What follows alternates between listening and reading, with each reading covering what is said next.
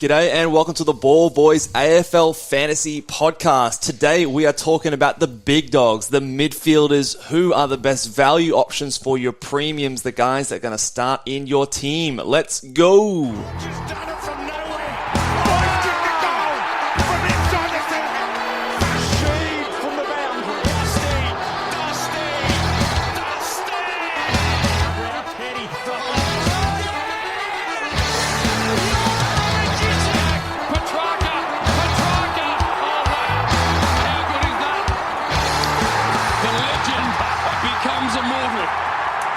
G'day and welcome again to the Ball Boys AFL Fantasy Podcast. I'm your host, Mitch Casey, and you can find me on Twitter at Ball Boys Fantasy, and joined again with my co-host Luke. How are you, man? Yeah, good, mate. Good to be back into it today with the undervalued premium mids. It's going to be an exciting pod, so make sure you guys stick around right till the end because we've got a few names to talk about here that you might want to put into your fantasy team. Yeah, this is probably the big line. I mean, maybe outside of the rucks, but no, well, this is the big line. This is the big dogs. This is where a lot of the fantasy points get scored. Yep. We've obviously already covered our defenders, so if you haven't already, if you're a new listener or a new viewer, go over and check out those videos. We've got a lot of nuggets in there, so go and check those ones out if you haven't already. But the midfielders is where a lot of the points get scored. This is where the guys go and potentially score 120, aka Rory Laird. But in terms of today's podcast, we're focusing on the guys that we think are undervalued, the players that are priced below what we expect them to put out. And similar to what we did with the defenders, we're going to go back and forth, throw a few names out there and sort of discuss where we think they could go and if they should be under consideration for your team. So yeah, exactly. Yeah, important to note for today's pod that we're not necessarily talking about the best players on this line. We're talking about the players that we think present the most value to increase their average from what they were averaged at last year. So before we start though, I can't help but notice this little number at the front here. It's it hasn't changed. What's going on? Still 1 out of 3. So at the minute, it's just the Warn Dog who's helping me out on Twitter. Roy and Calvinator are yet to come across. So well, surely after this video, Roy's got to be on this team. I think Calvin's got to wait for the overpriced video. I mean, that seems to be his shtick. He likes to play a top dollar. So maybe Roy, if you're listening to this one, jump on and give us a follow on Twitter. That's it. But maybe we just need a few more people to bump us up. So I think make sure you guys are following us on Twitter. Absolutely. Yeah, we're going to be trying to sort of give some different scoops and different takes on the news as it drops. So we're trying to be as active as possible, and hopefully a few people get on board as well. Yeah, let's go. I'll throw it over to you. Who have you got first for our underpriced premiums? Yeah, so we'll sort of talk about these two players in the same vein because they really are kind of in a similar situation this year. These two guys are two uber premiums, but interestingly still present a little bit of upside, I think. And I think Mitch will agree with me on this one. But the guys we're talking about are Jack Steele and Touk Miller. Yeah. Now, both priced at around that 110 average coming out of last year. But for those people who have been involved in fantasy for the last couple of years, will know that both Steele and Miller are capable of going higher than that. Well, these were the $1 million men last year. They were both priced over 120. So from last season's price tag, they're 10 points cheaper.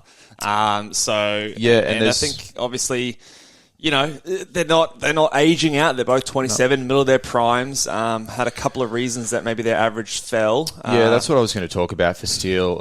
He had a shoulder injury midway through 2022, and that kind of impacted him being a big tackler as well. Shoulder injuries aren't exactly what you're after. Shoulders to tackle. I have heard that. Yeah.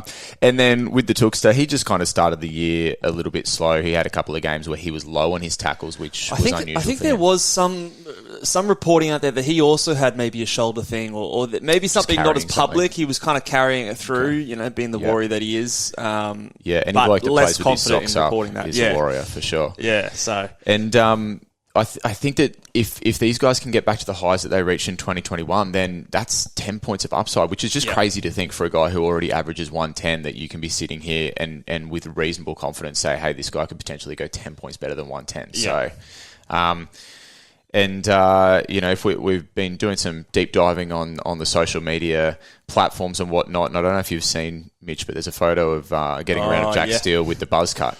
With the buzz cut? Oh, no, I haven't seen this one. I thought you got on the other player. No. So, I took and he's big rig. But, no, Steele's getting around with the buzz cut. And for me, that can only mean one thing. If you get the buzz cut, you're not worried about the feelers or the Instagram. You're worried about one thing, and that's footy. You're signing the pill. All right. Yeah, he's a beast. If you get the buzz cut, you're just looking for, you're a comfort first operator on the field. You're not worried about the girls or the Instagram. Well, that's what we like to see. He's going big. We're footy, we're AFL Fantasy first. Heard it here first. And then, buzz cut equals points. Talk to us about the Took photo. So the Took, he's got a rig on him, doesn't he? He's an Adonis, that bloke.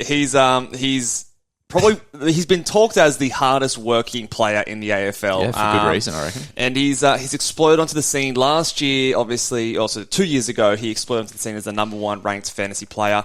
Last year had a down year at 110 points, which is crazy to say. But if we refer back to sort of our original episode and my philosophies here, this is where the two points can collide, where I say that you've got to have value in every position, every player you picked, but you still want to have those 3 to 4 captain options. These are the kind of guys that can give you both of those things, because Took Miller, Jack Steele are a captain option every single week. They are, like you said, uber premium mids.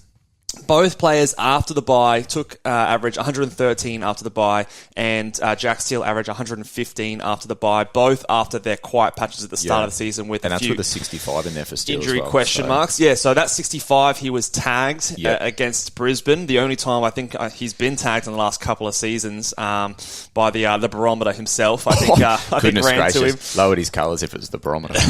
Yeah, so I guess that's the only things that I'll have question marks on.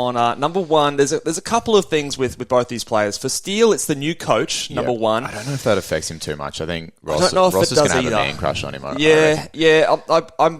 It's enough for me to go, okay, there's something different here. You know, you're at the very pointy end. A little bit of a change can make a difference. The other thing is, does he get more attention as a tag target? Because typically one of the things that we've liked about Steele is that he gets a lot of his points from tackles, from marks. He's one of those guys that, like you said, does across the scoreboard, and he's never really been a good enough user of the ball to really grab the attention of the opposing taggers.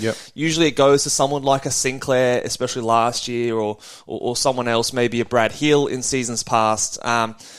But do we see him getting tagged more often in 2023, or do you think that some of those other guys will still maybe grab more of the attention? Yeah, I think particularly Sinclair is the name that comes to mind when I think tag for St Kilda. Like what Sinclair was doing this year was just carving teams up across half. Much more penetrating kick. Yeah, and it's just the way he gets his points. He gets them through mark kicks. It's like you said, he's a penetrating kick, whereas I think teams, when they're weighing up, Steele versus Sinclair for a tag, I think how much can you actually limit Steele? Like, how much value is that tag actually going to give you? Yeah, that's my thoughts on it. Obviously, Brisbane tried it and it seemed reasonably successful. I think they won that game, yeah. But then again, it is Saints and Brisbane, so yeah, I don't see that as being a huge flag.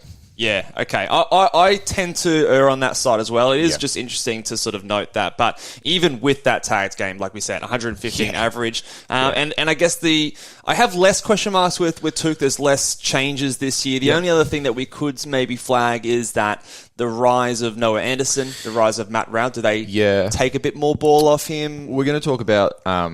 we're going to talk about Noah Anderson later, definitely. But those guys, I was having a look this morning, those guys, Matt Rowell and Anderson, they're already playing 70-80% CBAs. So they're in there a lot. Yeah, I don't think there's a huge change coming next year where suddenly Took's left without the pill. They're already in the CBAs and it hasn't been an issue. So I think these guys are just guns, and they're guns for a reason. Who are you picking?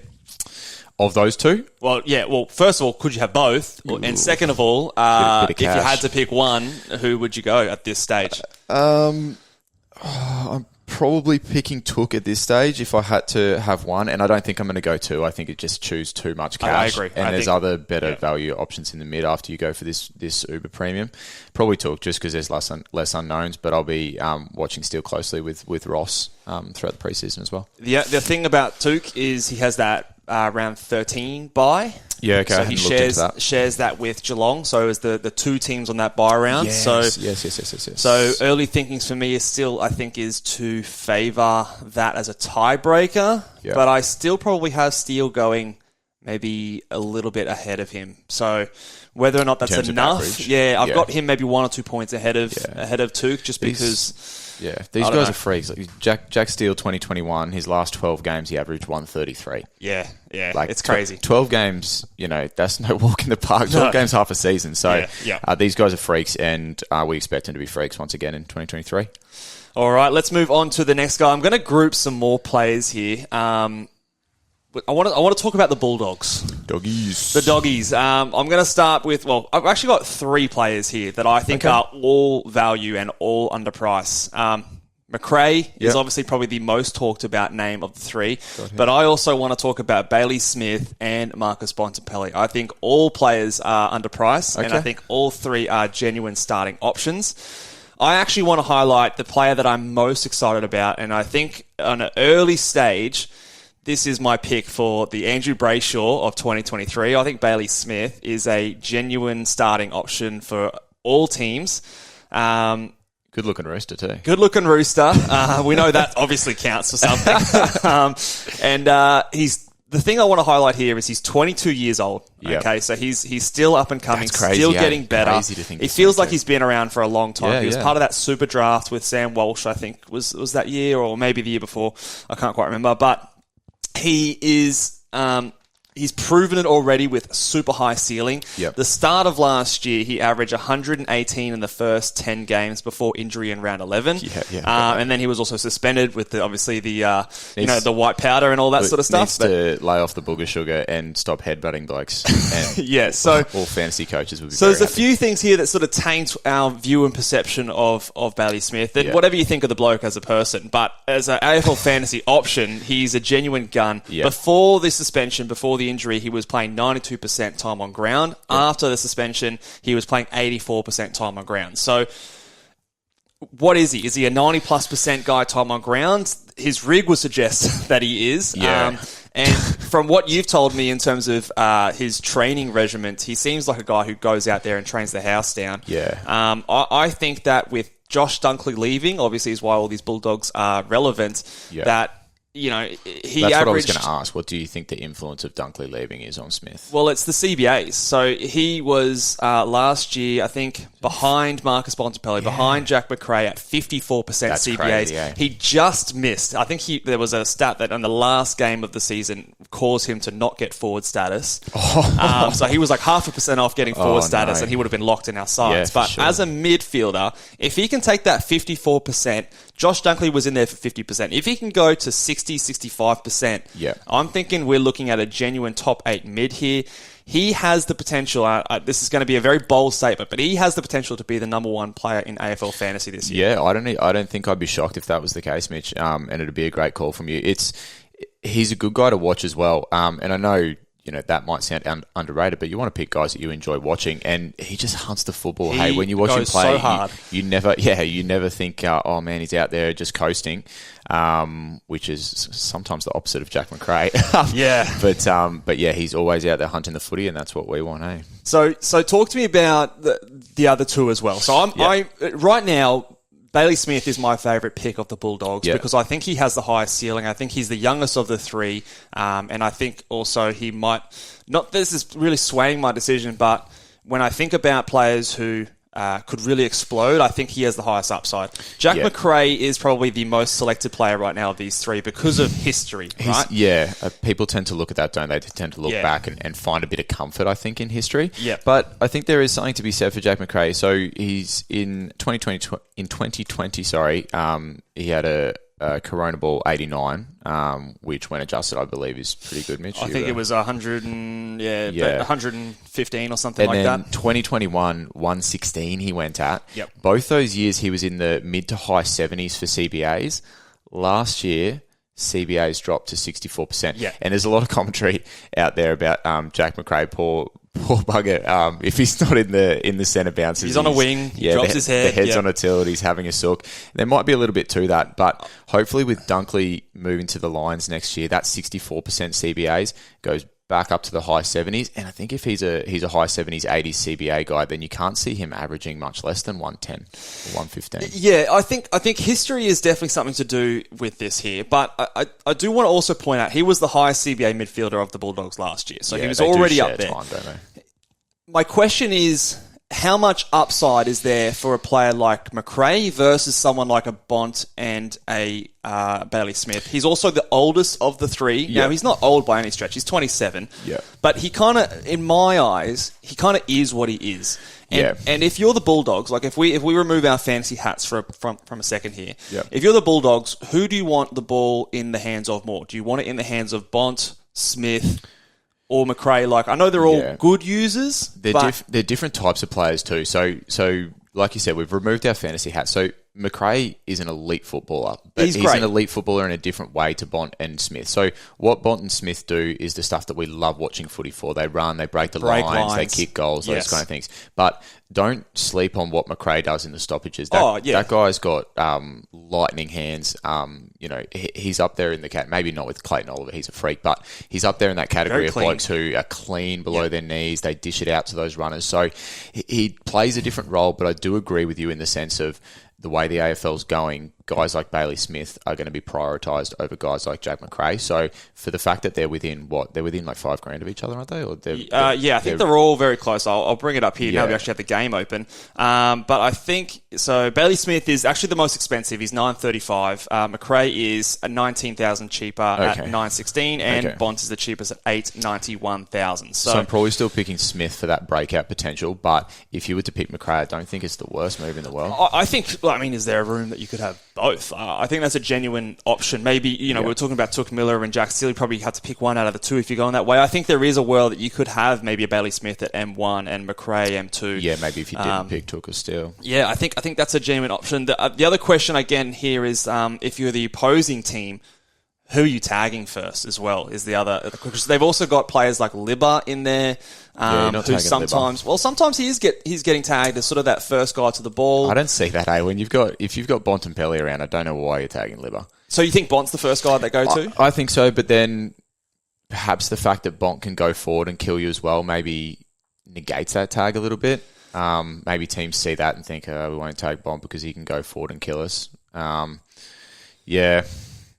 There's a lot to talk about here with the Bulldogs, and I think we can make a podcast for 30 minutes because probably could. Because you mentioned Bont going forward as well. The recruitment of Lob, does that, if he's going to spend more time playing forward, does that mean that they have less need for Bont to be up in the forward line as a taller target? Now you've got Lob, you've got Norton up there, you've got a few targets now. Sometimes having those taller targets actually means you might be more influential to push that big midfielder forward. Like, imagine your Bontempelli, he's tall out, he'd be like 6'3", 6'4". I think he'd be up there. So suddenly you've got Lob taking a big defender, you've got Norton taking a big defender. So you've got Bont there and you've got a smaller guy on him. Exactly. That means Bont goes down and suddenly Bont doesn't get the best defender and just tears him to shreds. So, like you said, there's so much to talk about, and I think if we don't stop, we might be here all day talking about the Dogs. I've got one more question for you, just from a footy point of view. Yeah. Dunkley's out now, right? Yeah. So Dunkley's in Brisbane. Last year they had a main core group of about 6 players going in the midfield. It was Dunkley, it was McRae, it was Libba, it was Bont, it was Treloar at the start of the season. Yeah. With Dunkley gone, do you see the same group going through there? Is it just going to be McRae, Bont, Bailey Smith, Libba as the 4 guys going through there? Or are we adding another player into the mix there that sort of keeps the same number of players going through the midfield? Does Treloar come back into the midfield, or do they keep his role off halfback? How do you see that playing out? Because everything's a bit of a guess when it comes to Bevo. That's as well. true. He does as he pleases week to week. But I think there's a few guys that we might see appear in there. Like, I think most people are tipping that maybe Toby McLean sees just like a little bit of time. I see him filling a bit more of that wing role left by Lockie Hunter. I don't know if I see him as an inside mid personally, but it, like you said, it's Bevo. With Bevo. It's Bevo. Yeah, he has seemed to persist with that kind of system of throwing quite a few guys through there. But other teams have shown that you can sort of lock in like 4 main guys to go through your CBAs, and that can be a really successful model as well. So it'll be interesting to see what they've done over the off-season and how they're going to tackle that. But I think even if they do send lots of blokes through there, these guys have shown they can score big My gut feel here, just to give my 2 cents, my gut feel is the reason that they went so... Like, they had 5 or 6 guys go through the midfield last year is because they had 5 or 6 guns. Like, they legitimately had a lot of options to go through there. True. I think that as much shit as we give Bevo as a guy who moves the magnets around, he isn't an idiot. Like, he likes to experiment and try different things, but I think it's very clear that the guys that are penetrating and influential in this team are those core 4. Maybe Treloar does go back in there if he's fit and healthy. Yeah. He's like the X factor for me, but I don't really see just some schmuck coming in there just for the sake of doing the same things he did last year. Because like I don't see why you would push a Bailey Smith, Bontempelli, a McRae, or a Libba out of there because they're all really good at what they do. It just doesn't make any sense to me, and I think that as much shit as we give Bevo, I don't see him just doing that for the sake of doing it. So I think for all of these guys, that's why I have them all as undervalued, because I think for all of them, that 50% that Dunkley was in there, maybe Treloar stays out of the midfield like he did in the back half of last year. I think that elevates them all very high. And we've seen in seasons past, like last 2021, Bontempelli was in there at 73% and he averaged 108 that year. You know, so there's already 8 points of upside. He averaged 108 the second half of the season with higher CBAs, you know. Jack McRae, 77% last year. He was averaging obviously much better, 116. So that's the upside again. It's 11% higher than last year, but it's enough that you're just going to get those tackles. You're going to get those first little handballs that you would if you were starting from the forward line or you're starting from the wing. So I think it elevates all of them. If I was to pick one of them, to me, it's Bailey Smith because of the breakout potential, because I've already seen it for a stretch of 10 games. The high time on ground percentage, I think, is an X factor that not a lot of players can do. Does it worry you that when he came back, he went 109, 107, 65, 110, 95, 74? Like, there's nothing really... Yeah, the thing I would point out to there is his time on ground. The difference at the first half of the season, like I said, was 92%. The first half, when he came back, it was 84%. So... You know, there's enough, like if you calculate that data, I think on the pace that he was going at, I think I had a little stat here. If he averaged the same pace that he was doing the first half of the year with the same time on ground as the second half of the year, you get 113. If you do the same pace of what he was doing the second half of the year, add time on ground to that, he goes at 113. So either he increases his time on ground or he increases his points per minute. And either way, he's sort of a 110, 112 plus guy. And I think either one of those options are quite likely, in my opinion. Yeah. With a full preseason coming back in the season, it's tough to come back after injury and suspension. There was a lot going on with him. There was, yeah. You mentioned full preseason. There was a little article out the other day just mentioning that there might have been a bit of load management with Smith as well. We talked about the wording. I think was important there because he's on an individualized training program. Yeah. So his thing, and it's pretty well reported, is that he's just a freak trainer. He just intense. Everything he does 110%. He's doing extras on the training track. So the vibe I got from the article that I read is more that they're just kind of protecting him from himself rather than I couldn't find an actual injury that he's nursing. A hip was mentioned, like a little bit of a sore hip, but I didn't get the vibe from the article that it was like red flag territory. Excuse me. It was more just protecting him from himself. So keep an eye. Maybe they're making sure that he's also pretty clean from the booger sugar as well. Yeah, just keeping an eye. Regular samples might be collected at the moment. All right, let's move on. We've got enough Bulldog talks, but let us know, guys. I'm sure a lot of people are selecting Bulldogs in their AFL fantasy team right now. Who do you think? Are you on the McRae wagon? Do you, maybe I can entice you with Bailey Smith? I'm sure I'm going to talk about him a bit more because I'm pretty hot on him this year. Yeah. And early call for me is he's the Andrew Brayshaw of 2023. But let me know what you guys think for the Bulldogs. Let's move on. Now, who have you got next? The next fella I've got, I think you might be reasonably high on as well. Josh Kelly. Yes, I'm a big Josh Kelly fan. Yeah, and you were last year as well. He's a silky, smooth mover, isn't he? He's good to watch. But obviously, the thing that everyone's going to be thinking about this year is the fact that the GWS midfield is looking a little more thin than it was last year. So for those people that don't know, Timmy Taranto and Jacob Hopper, the Grasshopper, have moved down to the Tigers. Yep, just come with that then. That was pretty good, eh? Let's get it going, the Grasshopper. Let's do it. So they're down at the Tigers now, which means that there's more CBAs on offer at GWS. But On the other side, you've got a new coach coming in, and there's a little bit of talk out there about a new system. Adam Kingsley's the new coach. He's coming from Richmond.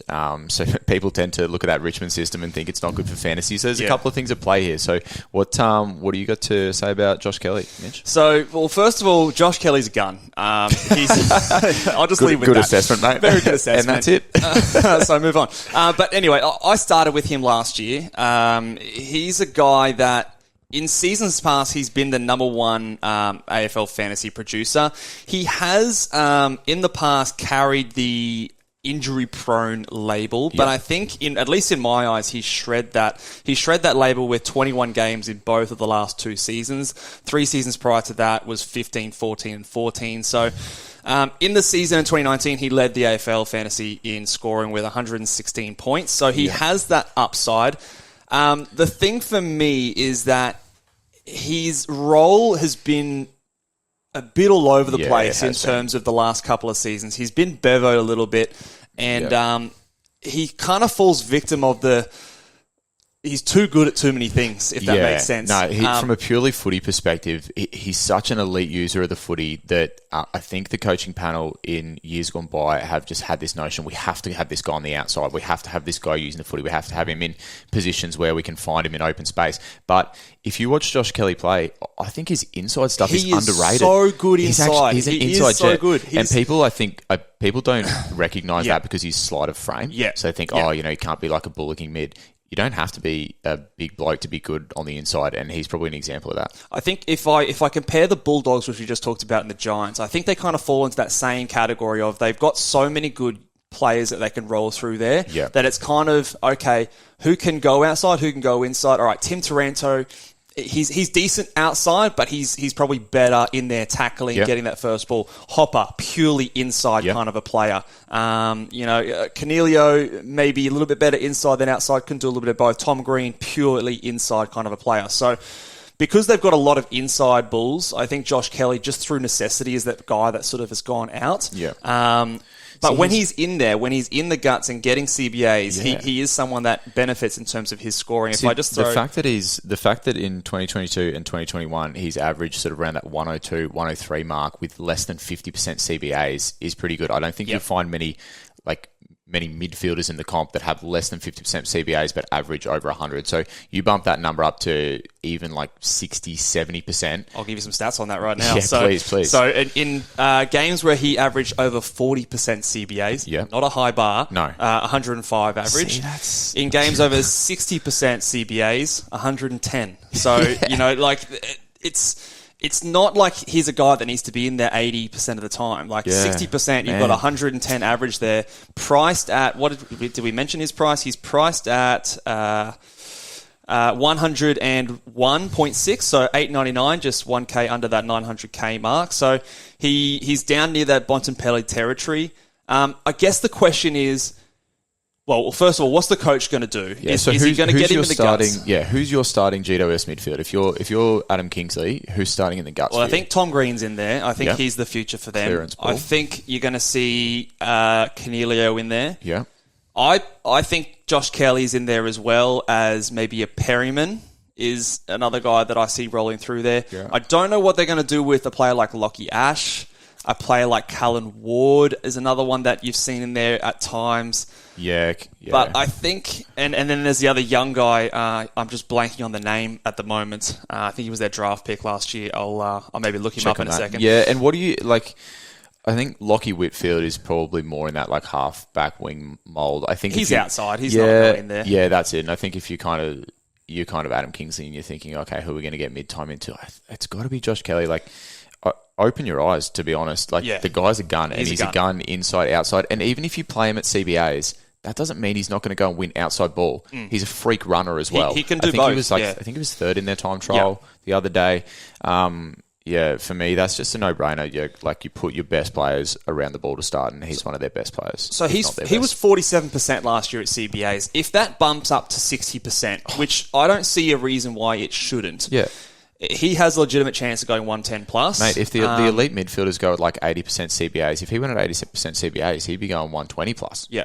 I guess then the other question is game style. Now, if he's going 110 plus with 60% CBAs in last year's game style, does he do that again in this game style? Yeah. I think it's enough of a question mark for me to sort of pause for a second, and maybe there's other better options with a bit more certainty, but it doesn't rule it out completely for me. So I think that there's at least 5 or 6 points upside with the potential for there being 10 plus points of upside. So I think every podcast we've done so far, I think we've said, like, watch the coaching space. It's early days. But at this time of year, it's about opening up your books and having names on your list. I don't think it's the time of year where you're crossing people off just yet. It's about going, okay, these are the guys that have the potential. Yeah. When the preseason games start coming and we get a bit more info from the training camps, that's when we start to go, okay, who am I really honing in on? Yeah. But right now, Josh Kelly is very much in the mix to start in my team. I know he started in my team last year and it didn't work out. But in saying that, what did he average? If he averaged 101. And last year, he came in at a price tag at 104. So, okay, you lose 4 points. Yeah. It's not the best pick, but it's not disaster either. Like, I don't see a world really where he's priced at 101.5.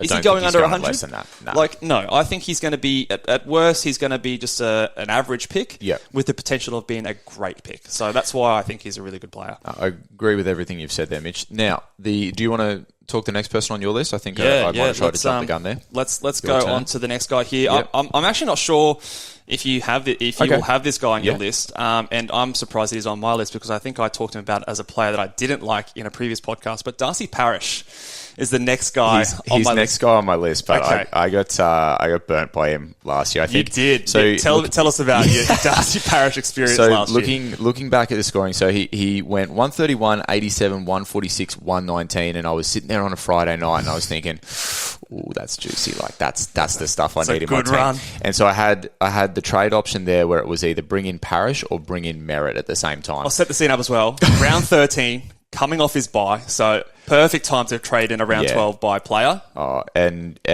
like I was high on my team at that point. Yeah, you were. Yeah, this I was feeding Mitch too. That's right. I was telling him how easy this fantasy stuff is, and enter Darcy Parish. So he's come off that 119. I traded him in. I think he got a corked calf in the first quarter. He got 30 and then missed the next 2 weeks. And I don't know if I've actually ever really forgiven him. But I must have forgiven him enough to at least put him on this undervalued list because I think he... Well, to me, Luke, first of all, congratulations because that shows growth. I think that's a very important thing with fantasy. Feels like an AA meeting. It's a very important thing with fantasy. I think we talk about never again lists and all that sort of stuff. If there was anyone from last year's team, he and Bruce, that they were the two that had the opportunity to make the never again list. But like, let's talk about this guy seriously here. He probably like fits the perfect mold for what you would say is like an undervalued premium. So you probably want a premium who you know can average a good score, who's coming off like maybe an injury affected score. He's got an injury affected score. Exactly. His price tag. So for those people who are sort of not aware, he had that 30 and that 30 is then baked into his average, which means that he's priced lower than what we all expect him to go at. This is a guy, just let's keep in mind, in 2021, this is a guy that over a 10-game stretch averaged 127. Yeah. Yeah, he went big. And again, 10 games that's not a small sample size. That's almost half a season, 127 points. So for him to be priced at 100, is it, Mitch? 100 basically. Yeah, for him to be priced at 100, like, there's some juicy upside there, hey? Yeah, it's very interesting. Now, I've highlighted Darcy Parish as a player that I don't necessarily gravitate towards because I don't like the way he goes about it in terms of he's not a defensive-minded midfielder. He's not a guy that you reckon he's a bit of a gull? Yeah, well, the whole Essendon team got picked apart last year, really, for being a bit too offensive-minded, trying to get the peel, not wanting to lay the tackles, not running back defensively. They run hard when they're looking for the pill, but in terms of running hard to get back on defense. Yeah. And I think that shows sometimes in players' fantasy scores. Like, you look at a player like a Clayton Oliver, you look at a player like a Jack Steele, Andrew Brayshaw. These guys are all two-way. Rory freaking Laird, for God's sakes. Oh, man. When you have 20 tackles in a game, it helps you score, right? Yeah. So Parish is a guy that traditionally relies on high disposals to get his scores. But when he does tackle, that's when his ceiling scores come out. I'm looking last year, his highest games had 131, 7 tackles, 146, 8 tackles. Yeah. Those are the games where he the can difference really... between him going 115 and 130 is... That's when he really pops, right? Yeah. To throw some more stats out there, before his injury, he was averaging 108.5. Yep. After his injury, he came back in round 16. Did you include the 30 game in that average? Or did no, you I didn't include the 30. So the 30 and onwards, he obviously fell away. But obviously the 30, it's not reflective of his scores. No, exactly. After that, missed 2 games, came back, missed another 3 games after that. So he obviously wasn't right coming back in that round 16 matchup. Yep. Scored an 84 that game. So outside of his injury-affected scores, his floor is really... He's only had a couple of 80s in there, and the rest are all tons. You can definitely go there, hey. I wouldn't be... If someone said, hey, I want to pick Darcy Parish, I wouldn't be trying to talk him out of it.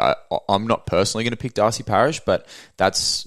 maybe less so for... Is that emotional or is that... I think it's a little emotional. But it's also... Remember, the first podcast, one of my rules was I want to pick players that I want to watch. The other thing is, we've just talked about a few other players. Like, you go down the price list, there are 3 players in a row. Josh Kelly, Marcus Bontempelli, Darcy Parish, all within basically... $10,000 of each other. Yeah. And I think all 3 of them have a really good potential to go 10 plus points of upside. Yeah. I think how many of those guys can you have? I think Parish has more potential upside than someone like Bont. He's the youngest of the 3. Yeah, just in my opinion. But again, I just don't know if I can get behind watching him. So it might be a bit more of an emotional decision. But I think there's definitely value there. Obviously, another X factor for the Bombers is new coach. How does that play and the thing with Darcy Parish, I don't really see the CBA upside. He was already at 76% average last season, highest in the team. Yeah. So he's already in there a lot. I don't think there's necessarily a role change coming for him. Yeah. Will just have to be an injury-free season. Yeah. So and there's a few guys that maybe could come into that midfield a bit more this season. Ben Hobbs is a young player. Some people have talked up players like a Archie Perkins might be going in there a little bit more. What's happening with Andrew McGrath. There's a few different X factors in there that I think maybe put the hesitation on there for me, but he's definitely a watch. I haven't ruled him off my team just yet, but I think he... All power to you, mate. I hope you pick him and he's as good for you as he was for me. Hey, I don't know if I should take that compliment. All right, who have you got next for us here, Okay, Luke? now I'm going to breeze sort of over this guy pretty quickly, and I don't think Mitch will have him on the list, but if you're talking about undervalued players... I think he's technically undervalued, but I just don't see him... I don't see him necessarily reaching the heights he did in 2021. So the guy I'm talking about is Ollie Wines. I don't think he's going to be someone... He's not on my list. Yeah, he's not on your list. So technically, he's undervalued. So he's priced at 98, and in his I think it was his Brownlow year in 2021, he averaged 112, and he was just in beast mode. So he had an injury-affected score last year in there that was 36. I think he was subbed out with nausea. That's right, the nausea game. Yeah, I do remember that. I remember, poking a bit of fun at that. So there's an injury-affected score in there. Nausea at his team sucking is what... I can't remember who they played. We were giving it LA. Were we in Melbourne that weekend? I think... no, I can't remember. We were somewhere at an I'll have to look it up now. I think it was against West Coast or something like that. It was a bad loss. I'll give him some more stats while you're looking that up. But...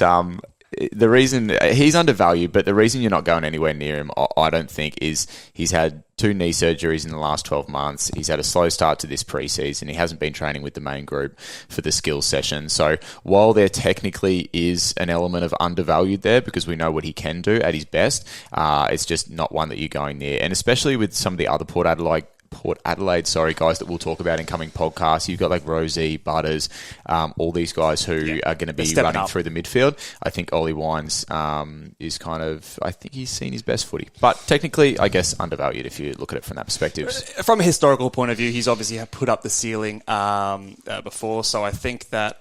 he's capable of going all right. Like his last 3 games, 113, 123, 125, which would make him a proper premium mid, but I just don't see it being sustained for a whole season. So I reckon we move on to Tommy Mitchell. Yeah, so Tommy Mitchell, he's obviously a big talking point here in the midfield. Huge. And I think early in the preseason, we sort of hinted on, I don't know, did we say hot take? Was the word hot take used? Yeah, I think that's what we used. Well, first of all, I guess This is where I think one of my things at the start of the season, the philosophies that I live by is I've nothing wrong with a vanilla team, right? And I talked about not letting ownership percentage influence me, because I suspect that Tom Mitchell is going to be very highly owned in AFL Fantasy this year. Safe to say. And I think that if I try to reflect on my own rule, sometimes I'll fall into the trap of I want to go against a guy because I know he's going to be popular. And there's holes that I can pick in his stat set and obviously his fantasy scores, in especially last year. Well, I'm interested to see what you've got to say, because I know one of your other rules is, or one of your other sort of philosophies is, don't pick a pod just for the sake of picking a pod. That's so you right. must have some decent reasons for this. Yeah, so, well, I'm leading that in to say is that I think he's obviously undervalued. Yeah. The question is, how much is he undervalued? Yeah. And I think when I've dug into the numbers a little bit here, I still think that he's a very legitimate option. I don't know if he's the 100% lock that some people might say that he is. Yep. I know that some very credentialed AFL fantasy analysts such as Selby has got him in their top 8 midfielders for fantasy, and some other people might do so as well. I don't know if I'll go that far, but I do think that he is obviously someone we should very heavily consider for our starting squad. He's priced at 96.4, 853,000. So you're saving over 200 grand from the top player in Rory Laird. See, I don't see a world where he doesn't at least go 105, which is 9 to 10 points of upside. Yeah. I'd be really shocked if he doesn't go 105. The other thing that I wanted to float with you, Mitch, as well, was, is there a sense of comfort in selecting him because you know that so many people will select him, even if it goes tits up?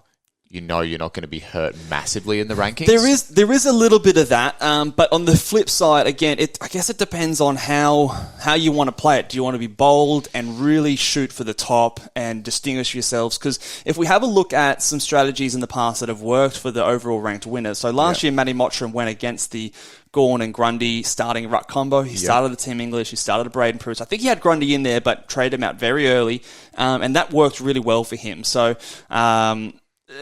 The thing is about Tom Mitchell, though, is he is value. So even if it doesn't work to the heights that maybe some are expecting, I really doubt that he's going to go down from his starting price. So there's a lot of safety in that. And there is obviously a lot of ceiling with the player like Tom Mitchell. He is a guy that could potentially take a season away from you. Yeah, and that's the problem. The safer option is to start with a player like that has a ceiling. Yeah. But I still think there is some merit to sort of think that maybe he's not. Let's woo up on the lock talk just yet. Yeah. But I do think at this stage he's a reasonable starting option with a lot of upside. Yeah. The problem with him is the only way you get burnt by him is not owning him. Do you know what I mean? So if you own him and he goes big, you're happy. If you own him and he doesn't really go big, most other people own him, so you really don't get properly burnt. So I can see. Yeah, let's say everyone else selects him and he averages 100. That's probably under what we think he will. Yep. And you don't have him. Maybe the guy that you select at the similar price averages 105. So, like, what do you really gain out of that? I mean, there's a bit to gain. Like, over 10 weeks, if you're averaging 10 extra points, there's a 100 points separating you two on just that one pick alone. The money you're potentially saving when he goes down in price and you try to trade him out later. It is a thing. But I agree with you. The safer play is to start with a higher owned player like that. The only way you get properly burnt is... I think it's different to someone like, say, a Rory Laird or, some of those more expensive guys, because you've got a further ways to fall, right? Yeah. And you're putting a lot of money into it. Whereas Tom Mitchell at value, there's probably a lot more upside than there is downside. Yeah. The question is just how much upside. So digging into the numbers, last year, obviously, he 53% CBA attendance. The other thing is also his time on ground was also down a fair bit. If I go over to my stats here. I've got it here. So in 2021, he was up in the between 80 and 90% sort of averaging per game, and then time on ground last year dropped, so probably down 10%. Yeah, 79%. Don't underestimate that. I mean, it's pretty obvious. You can't touch the football if you're not on the field. That's right. So I think for people who don't know, it was pretty obvious last year that Sam Mitchell was moving in a different direction with Hawthorn, and that Tom Mitchell, his namesake, was kind of on the outer, and it seemed as though he was getting pushed out there. So there were plenty of fantasy coaches that weren't happy with that, but in positive news, he's now been traded to Collingwood, which means that we're hoping he gets more opportunity. Yep. However, on the flip side of that, I know we talk about it. We talk about it a bit. Fly McRae's kind of doing great things over at Collingwood, but it is in that same vein of the Richmond mould, which is not necessarily a huge fantasy scoring mould. So how do you see that playing for a guy like Tom Mitchell? I will say, though, like, we talk about game plan and these players, and a lot of players are decreasing in average, players not averaging well in Richmond. Like, I think the stat was that Richmond hasn't had a player in the midfield averaging over 100 since 2017. Since Dusty, yeah. But the thing is, though, in a lot of these systems last year, Taylor Adams was a big scorer previously at Collingwood, lots of injuries. Dion Prestia is a guy that we know very well, is very poor at staying on the field, let's say. And I would say if he managed to stay on the field, he'd be someone that could average over 100 plus. He's done it in stretches. So I think that those game styles have the capability to have players in their average big. I think it maybe does take off a little bit of that ceiling. So I'm not expecting Tom Mitchell 127. I'm probably not even expecting Tom Mitchell 115. But between 105 and 110, I think is very possible. And that's still 10 to 15 points of upside. So I'll put you on the spot. Will you select him? It's now, what is it? It's Jan 15? Yeah. Are you selecting? At the moment, Mitchell? he's in my side. Yeah. I'm tempted to want to go against got it. FOMO. I've got a bit of, I don't know, maybe it's the I don't know, bold kind of prediction in me to think that maybe he'll burn up in flames. I was very against him last year. I was actually so pissed that he injured himself in the preseason because a lot of people were on him. Yeah. He'd mentioned in a couple of interviews he was going to play more forward time in the preseason, and people get very enamored. Obviously, our good friends over the Traders. Yeah. He's got the moniker of the snout and being a pig. So he kind of gets elevated on name brand. Yep. And I was very keen to go against him. Obviously, injured himself in the preseason. Everyone else jumped off. But this year, I am more interested, obviously. I think that the time on ground will come up. I think the centre bounces will come up at least a little bit, and that should be enough in a winning side. Again, he's going from a Hawthorn team, which was poor. Yeah. They weren't the biggest fantasy scorers in the land anyway, so, and he was their best scorer in there. I think that he can obviously improve enough that he's a good starting selection. Yeah, and Fly McRae's shown just in the short time he's been at Collingwood that he's all about playing players in a position that they enjoy, that they feel comfortable in. You're not going to trade a guy like Tom Mitchell in and then dick him around, so to speak, and have him at half forward, half back. Yep. He's going to go in the guts, and I'd be absolutely floored if he played like less than 85% game time. The other thing too is Collingwood's midfield. It's not like the Bulldogs midfield where you think, geez, it bats deep. Like they've got a few guys that go through there, but none of them are like this is not taking away from any of those guys that go through there. But obviously Pendles has spent a little bit of time in there historically. He's older now. Yep. You've got Taylor Adams, you mentioned. Jack Crisp spent a bit of time in there. I'm not that'll actually be interesting. Yeah, Degoe on occasions for a bit of like a burst. Well, I think he was actually their leading CBA guy in there last year. But obviously playing that Dusty role, starts in the mid, floats forward. So what do you see that kind of balance being like there? Talk us through like the Collingwood midfielders. Do you think that like Jack Crisp now kind of?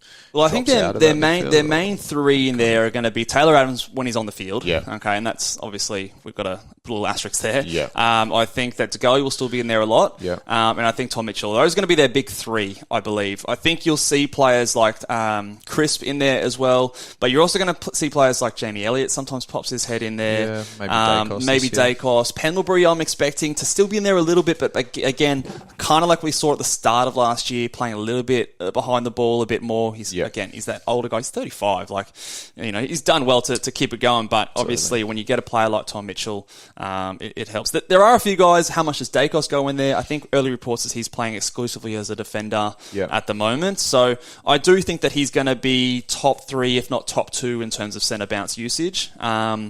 Just because of the calibre of an inside player that he is. He is sort of like, aside from maybe Taylor Adams, he's sort of a peg above everyone else in there in terms of like getting in there with the inside ball, that first touch.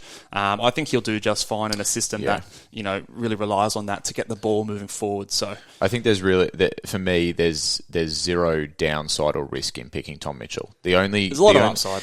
Yeah, there's a lot of upside, and your sort of take it at the start is that the only real upside you have from not picking him is that perhaps you get a jump on everyone who you get a does slight pick him. jump. You get a slight jump. It's not but like it's a risky pick in terms of, he could go 80. He could. Yeah. I just don't see that happening. I think my initial thing was I want to go against him. He's going to be a popular player, but I think when I look into the numbers, I don't know if I can justify it. If I take myself back and just think of it logically, I think it's probably safer to go with him. So, I think he's a good pick at this stage. We'll monitor him over the preseason. He's 29. I think he turns 30 at some point this season, so he doesn't break the rule. You'll have to trade him out at some point this season. We'll see, so I can pick him in my starting squad based on that rule. But I think he's good to go.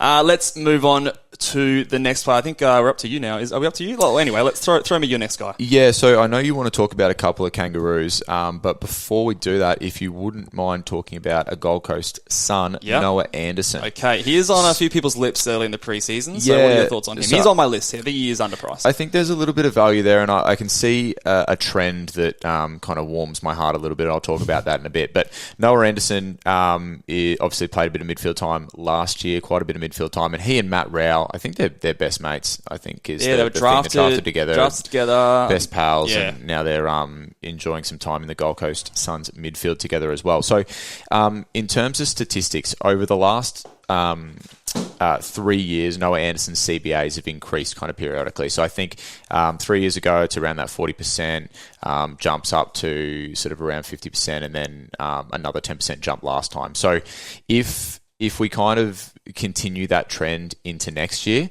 then he'll be up around that elite midfield level, which is sort of between 80 and 90% CBAs, which is what we all want for fantasy. So, like I said, last year was 71%, and in the 8 games where he actually did play 80% CBAs, he averaged 106. It's not a stat that jumps right off the page at you, but it is still, what's he valued at the moment? Is it 99? 98, 98. I think he is. So were he to average that 106 with 80% CBAs, there's like 8 points upside, which is not, you don't turn your nose up at that. So that would get you pretty close. They're in the mix of that top 10, top 15. Yeah, and the thing with Gold Coast as well, when you dig into the numbers, you realise their midfield really doesn't battle that deep. They kind of have like 3 or 4. Very shallow. Yeah, it's like 4 blokes that kind of lock in there. If you've got Took, obviously, and then you've got Anderson, you've got Rowell, and I think there was one more name. Swallow, I think, was the other guy who came in there at like a 40-50% sort of rate. So there's pill to be had in their midfield. And if Noah Anderson's getting it, then he could improve on that average. What do you reckon? I think it's a good shout. He's only 21 at the moment, turning 22 this season, so he's very much still on the upward trajectory of his career. He had good junior numbers as well. I know we all fixated on Rowell early on in his career as well. So he will sort of continue to get better. He has that pedigree. I just something stops me from picking a Noah Anderson, and I can't really place my finger. Maybe is it just the fact that there is a Took Miller, and then we are all at some point expecting Matty Rowell to, start to develop some kind of an outside game, and maybe he gets maybe take a mark, every once in a while. I don't know, and. Obviously, last year, it helps his case. I think you can look at this 2 different ways. Last year, Gold Coast played much more direct. They weren't shipping it around a bit. But again, Noah Anderson did manage to improve his average, again, even with that change in game style. So if it swings the other way, maybe there's a bit more cheap ball to go around it. It is a tricky one, but I think that when there are other few guys around that price that I think are a bit more proven. Yeah, that was what I was going to say. I think makes it a bit tough. The thing that stops me picking him is purely there's better options around there. But not one I would dismiss. No. I'm not crossing him off by any point, and I think if someone else were to choose him, I think it's a valid selection. Yeah. But I think there are guys that, like I said, just a bit more proven that I might go to first. I think that's a fair take.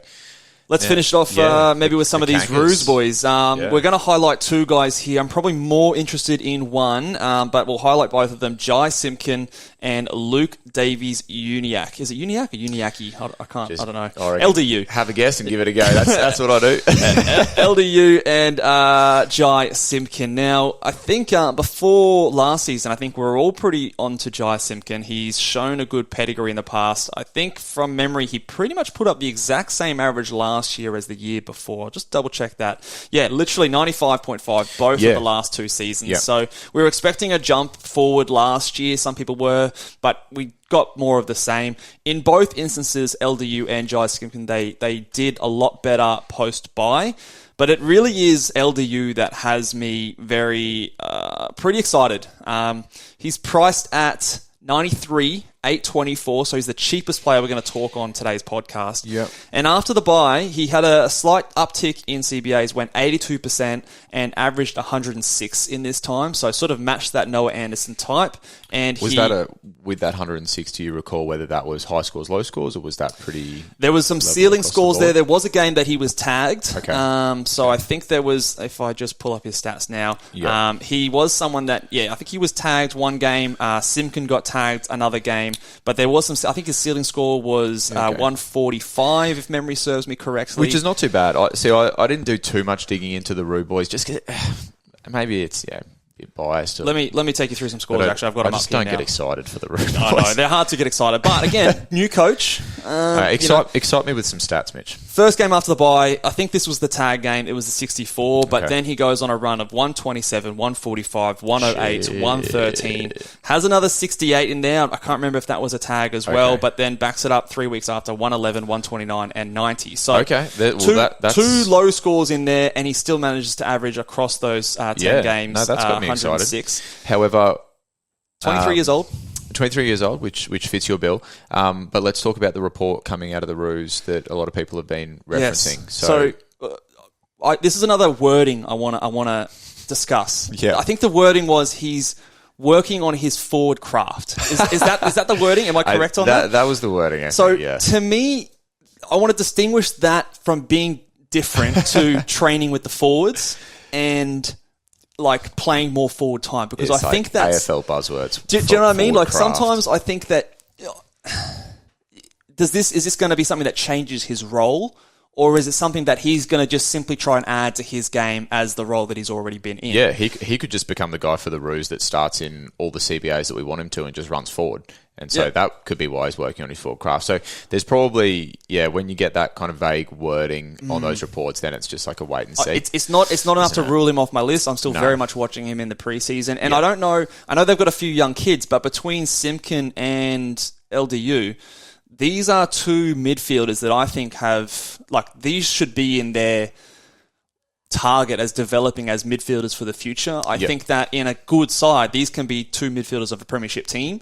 So I don't think that you're necessarily putting him in a half forward sort of role necessarily. Now, is it enough to maybe take him from, what was that number that I gave you before that he changed to? Was it? Are you talking about his average CBAs? So 82% sorry. CBAs after the bye. Is it enough to change that to 65? What was he? I'm not sure. Do you know what his CBAs were before the bye? I don't have it in front of me, but it was less. I haven't calculated the average. But if he's shown that with 80% CBAs that he's going to put up numbers like there's a 140, 130 in there, that's very, very, very juicy. He's got ceiling, and again, I won't pretend like I'm sitting here watching Kangaroos games every week, but I don't even think Kangaroos fans watch Kangaroos games. From all reports, he's a line breaking sort of type. You know, a bit more of that. Ball. Yeah, a bit more of that dynamic, penetrating player compared to a Simpkin, who's a bit more of that accumulator. Yeah. Does that open him up to a bit more of those tags compared to a Simpkin? Potentially, but then again, who's tagging North Melbourne? You wouldn't waste your time, would you? Clarko. I want to talk about Clarko real quick for these boys. Do you think he helps them? Because Clarko was there coaching Tom Mitchell when he went big for his years. He typically has had good fantasy scorers in the past. Likes a bit of that control footy historically, but maybe he's going to change his tune this year. Yeah, I think getting in a coach with the pedigree of Clarko, I think it helps all players because I reckon there's just a bit of an aura that surrounds coaches like that. I think there's a bit more confidence in the team. Yeah, exactly. Players just think, hey, Clarko's my coach now. Like, he knows what he's talking about, and suddenly you just puff the chest out a little bit more when you cross the white line. So I reckon that probably helps out all the players at the Roos. I mean, I know we joke about the fact that we're not going to be watching him, but now with a new coach and a couple of potentially fantasy-relevant players, I'll be tuning in until they prove me wrong. Because the thing with the Roos boys last year was like you couldn't really pick them because they just got, especially early in the season, they got pumped by so much that they just wasn't enough ball to go around. Yes, even their big dog scorers in Jai Simpkin, like in blowout games, I think there was a game against Brisbane early in the season where they just got pumped by nearly 100 and they just couldn't really get their hands on the footy. So that's always been a deterrent with some of these players, but I don't know if that's enough for me anymore to sort of shy away from him. I'm pretty keen on LDU. Jai Simpkin, I think, is also someone that if their attention does go to LDU more so, and he does become the tag target, and Jai's sort of left more as that run freely, then he also could be someone that I think, expecting the breakout last year, maybe this is the year that he goes up from that 95 to a 105 sort of average. So it'll be a wait and see. Yeah. What do you, again, I know maybe you're not maybe as high on these guys, but if you were to put a number on the average of both of these boys, do you think they could get to that 105 plus or even push 110? Or yeah, I think both of them have shown in patches that they can do that. So if you look at LDU with his 80% CBAs at the end of last year, he's shown he can go over 100 comfortably.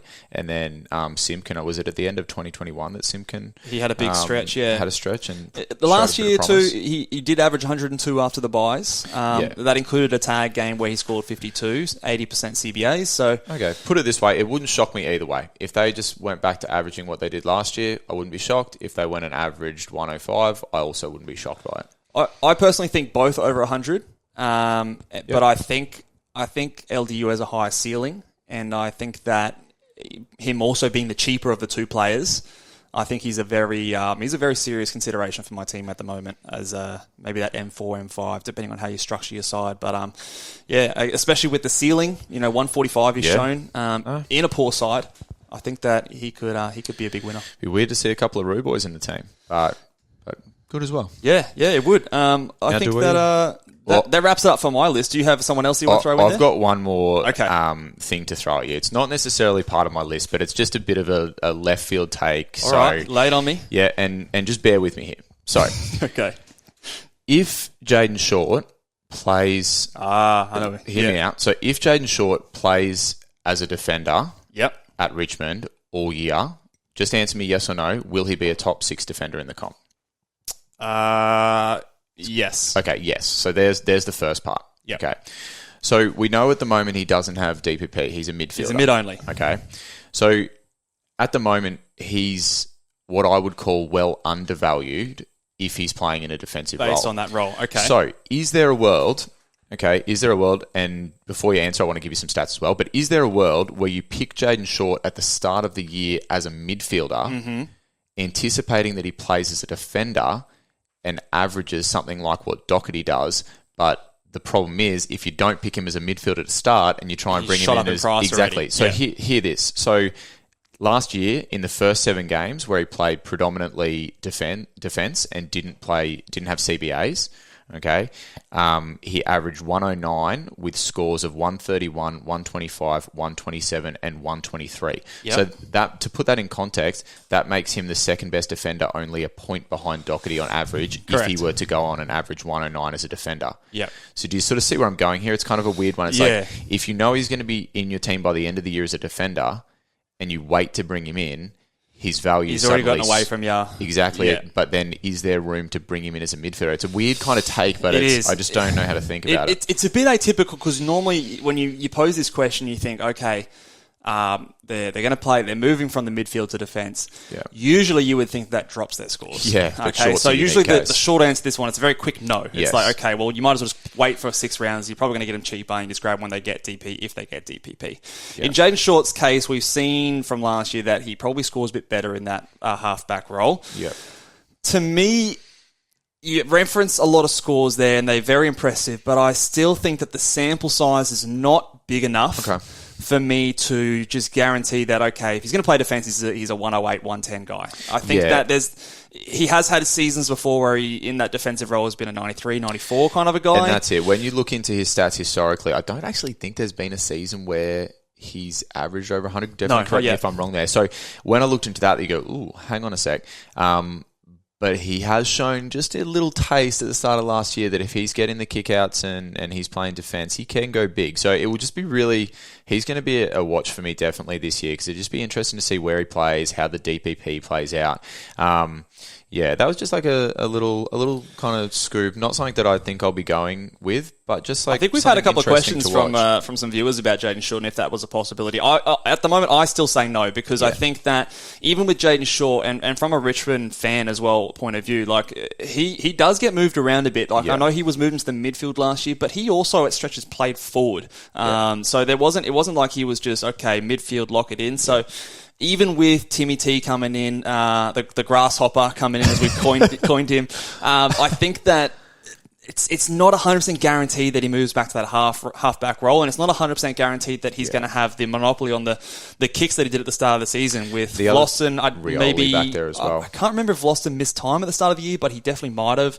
And I think Rioli's obviously stepping up and getting more comfortable in that role as well. The other thing too that you have to consider is if you want him at the start of the year, he takes a midfield spot away from you, which potentially could be taken by other value picks. We've talked about a few guys that I'm pretty keen on this year, so I think just in a pure value sense of the word, I think that I'm more confident with those other guys. It'll be intriguing. We both say yes, he's probably going to be a top six.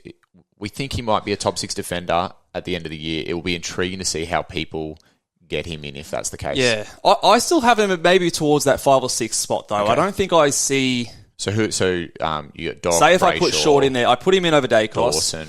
I probably have him thereabouts with Stewart, I reckon, is probably how I see him. He's close to that 100 averaging kind of player, but I don't see the 110, 108 that he did at those first 6 or 7 rounds, because I just think sample size is a bit small for me at the moment, and there's a few variables that I'm not 100% sold on just yet. Fair take. I reckon watch this space. Watch this space. So, and watch these spaces here as well, obviously, on YouTube. Make sure you guys are subscribed. We've hit 100 subscribers on YouTube. Congrats, so mate. Thank you everyone else if you have subscribed. If you haven't yet, make sure you hit that big subscribe button. Next up, we've got the overpriced midfielder options. I reckon there's going to be a couple of big names, a couple of high ownership players in there as well. So maybe you might be able to talk you out of them if you've already got them in your side. And then we're going to be talking about some mid-price options in the midfield later this week. And again, a lot of very relevant players in there. But otherwise, give this video a big old thumbs up and make sure you look out for all of our stuff on Twitter as well. And until next time, happy team picking. Laters.